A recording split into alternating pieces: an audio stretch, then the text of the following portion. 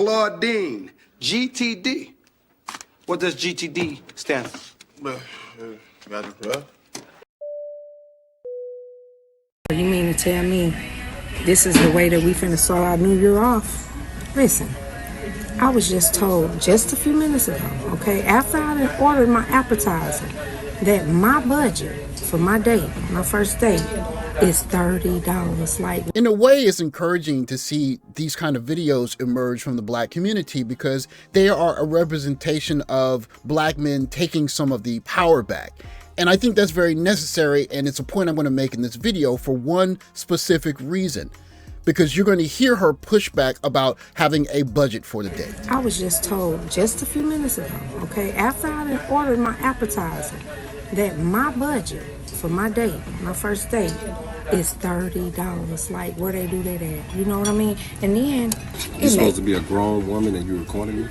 You're being loud, really disrespectful. We're in a restaurant. Never. You can't conduct yourself like a mature lady. I am conducting myself. I gave you $30 budgets. No, $30. You think so you're gonna get here? You don't even get a chance. Menu? This man don't even get a chance to talk anymore because you know what, he's saying all this stuff about me, and it's not true. I am a what? You think? What? No. You think I'm gonna let you order up this whole menu? And the whole menu? Think you was trying to play you? No, you can't for play me. For an appetizer, if you go over a drink. If you go over $30, you paid. I'm sorry. $30. What I like about this interaction is I think you could call it the Kevin Samuels effect, to where a growing number of Black men are saying, hey, listen, I'm going to stand on my square. I have value and I'm going to interact with you as if I have value and not as if I'm an open wallet or resource to be used freely. And as you can see, this lady is having a very difficult time with the fact that there's a man standing up to what she thinks a man should do. And it's important, in my opinion, for more of us to understand that as men, we have to learn to operate for ourselves with our own set of values. $30. So I'm not worth $30. Hey y'all, I'm not worth $30. I'm not worth $30. I tell you, no. I tell you what. How about we do this? No. How about you just go ahead, get gone. I got this. No problem. I got this. Give me $30. No, I don't want anything. No. What I want you to do. You're very immature. No, sir. I want you to just go. Have a blessed day. Have a blessed day, sir. As awkward as this interaction seems, and some may say that he shouldn't have brought up the $30 in the beginning of the date, it's a start. It's kind of where we need to rebuild Black masculinity. If you're going to do this, if we're going to do anything together, I got to have a set of ground rules. She feels like it's owed to her that he should give her more than $30. She should be able to order whatever she wants. But he doesn't know her. It's the first date. If you can't set a rule or guidelines in the first date, how are you going to set any in this side of the relationship? I'm not gonna lie, I just feel like I just can't see my like using the umbrella looking like Mary Poppins. Like, I'm sorry, I just cannot. And I feel like it's gonna be so bad when I say it, but I feel like it's sassy. Traditionally, at least for men in the Black community, much of our manhood has been evaluated on how much access to loving that we can get. And if you're willing to jump through certain hoops, then you can get the access. But does that really measure manhood? And you're going to see in this video, if you are allowing your manhood to be defined by access to loving, then the hoops that you jump through are going to essentially rob you of your masculinity. You can see that here where the demand is that men can't use umbrellas because they're sassy. But if you want to get with her that bad, then you'll say, you know what? She's got a point. I'm a man. I don't need no umbrella. Wait, so protecting himself from the rain. No, that's not it. Because you could easily wear a jacket. When you use that umbrella, you're covering the same portions that's going to be covered by a jacket. Nah. Just take the jacket off. Why? What's not getting covered by the jacket that's getting covered by the umbrella? My pants. Your pants are still getting wet when you have an umbrella. I got a big umbrella. So why don't you just wear a jacket? Why do you wear an umbrella? Like I said, it's sassy, so which means I feel like it's for girl. You can see what this really is an exercise in a woman making a man jump through hoops. So if you're defining your manhood by having access to young ladies, she's really just making you jump through hoops and say, well, you can't use an umbrella because that's not what real men do. And that list is just going to get longer. But if you're judging your manhood by, well, she's still letting me see her and we're still quote unquote smashing, okay, fine, great, good for you. But like I said, in the quote unquote redefining of black masculinity in this new era, keep it. If it's worth that, it's not worth it. It's not worth jumping through the hoops. Even if your grandfather said that's what a quote unquote real man is. Why do you wear an umbrella? Like I said, it's sassy, so which means I feel like it's for girls. Here's why though. So it's pouring down raining one day and my grandfather, he's on his way out. And it's, of course, my grandmother, she had umbrellas. So I'm like, you know, you're not going to take an umbrella? He's like, no, real men don't use umbrellas. And I'm not going to lie. I think of my grandfather just so highly because he was just that father figure for me for a long time. So he just holds like a very high place for me. So ever since he said that, it's instilled. My stepdad doesn't use umbrellas. The man I marry is not going to use an umbrella. Like, I'm sorry. Tommy, I've asked a question. What does GTD stand for? I answered your question. Yeah. When we concentrate the focus on masculinity towards getting access to young ladies, we entertain things that we shouldn't.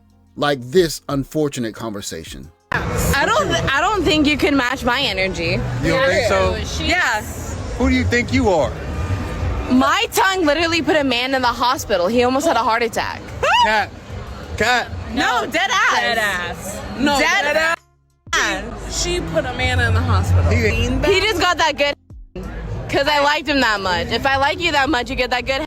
Me and the cameraman want to find out about that.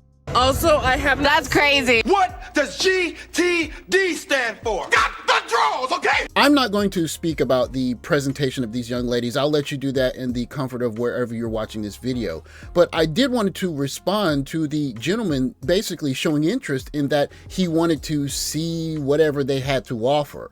And that goes back to the kind of masculinity that basically points to, if I can get access, then that's what I'm supposed to do by any means necessary.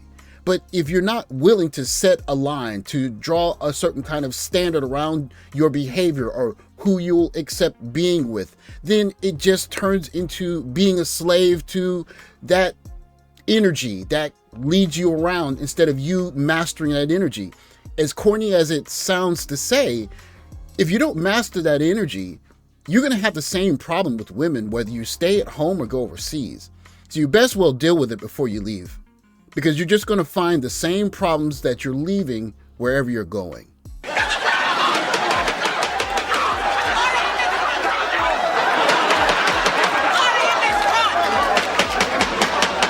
Do you have children? I have no kids. What are you? Good. I have 8 kids. What? Yeah, I know. I forgot this. I don't like telling people this. You have 8 kids? Yeah, I have 3 baby mothers. Oh, wow. Quick disclaimer, we could of course know that this is a possible skit, so it is what it is, but it's representative of the kind of conversation that we can expect. That said, what he offered to her in terms of just being an attractive guy, being tall and having several baby mothers is kind of what people say is the quote unquote average black man. Of course, the stats don't show anything close to that. But what drew me to this particular video is her response when she heard it.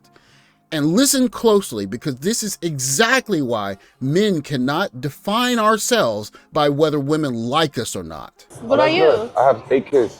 What? Yeah, I know. I forgot this. I don't like telling people this. You have 8 kids? Yeah, I have 3 baby mothers. Oh, wow. You know, and then, yeah, I started young. Wow. I Yeah. mean, honestly, with They're taken care of, though. with your genetics, you should have 8 kids. We need more of that. You're a man, and with your genetics, you should have 8 kids. We need more of that. You're a man, and a fine specimen of one, and I think You're a man and a fine specimen of one. And A fine specimen. For him sitting there, that sounds great and probably makes him feel more manly. But think about the echoes that reverberate if this is the way children are brought into the black community. She's not judging anything except how good he looks and how fine of a quote unquote specimen he is. And if that's the beginning and the back end, of course, is what we see everywhere else, which is we need a guy that can step up and raise and help the black community. Look, there are a growing number of black men that say that that's just bunk, that there's nothing in that. But moreover, if your validation is found with what she can offer you, then you're just going to fall into that trap, even if you're the guy who's the guy that stepped up. And we have to move past judging manhood on GTD. So he pulled it out the bottom. Mr. Payne. Yeah, he got the draws. As a black man that is witnessing a black renaissance of black men, in that we are redefining not just what black men are, how black men are seen, and how black men behave, but also how we value ourselves in a new time period that's never existed before. One of the things that has to go is the idea of evaluating manhood based on how much access you get to young women. Because if a woman is going to say, well, if you will use an umbrella, or you have to spend more than $30 on me on the first date, or she's saying things like, oh, you are a fine specimen.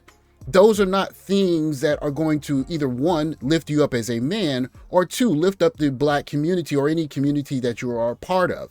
If such fickle things can be what a woman is choosing and basing good men or men that are worthy of procreation versus men that are not, then you're just going to get a mess. And that kind of mess is what we're walking away from as black men.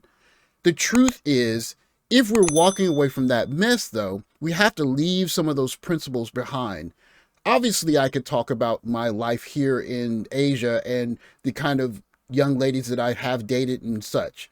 But moreover, I think it's important to think about the mindset that we're carrying overseas with us, because we have some practices, some norms that if we spread them, they're just going to come back to us the same way they have where we're leaving. The idea that if I can get with a lot of young ladies, that makes me more masculine.